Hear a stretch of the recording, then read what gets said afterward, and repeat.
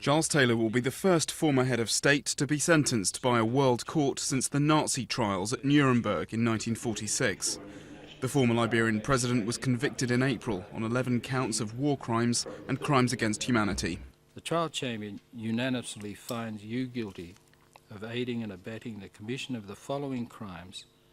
Taylor had supported Sierra Leone's RUF rebels during the decade-long civil war in which 120,000 people lost their lives. In exchange for so-called blood diamonds, Taylor armed fighters notorious for hacking off victims' limbs and using child soldiers. This judgment brings some measure of justice to the many thousands of victims who paid a terrible price for Mr. Taylor's crimes.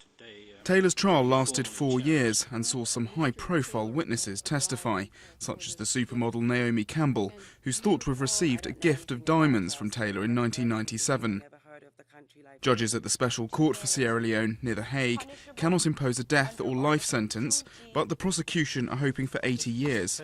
Charles Taylor's lawyers argue this is too harsh and that he was instrumental in efforts to end the war in Sierra Leone.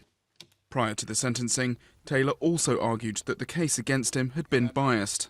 Witnesses were paid, coerced, and in many cases threatened with prosecution if they did not cooperate, only to extract statements and/or confessions.